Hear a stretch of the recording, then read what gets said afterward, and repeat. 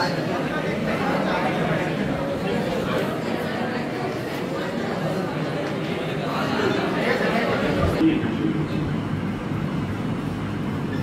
দেশে চলমান আন্দোলনের আজকে প্রেস ব্রিফিং এর শুরুতে এখানে মিডিয়ার যে ভাইরা এসেছেন তাদেরকে ধন্যবাদ জানাই।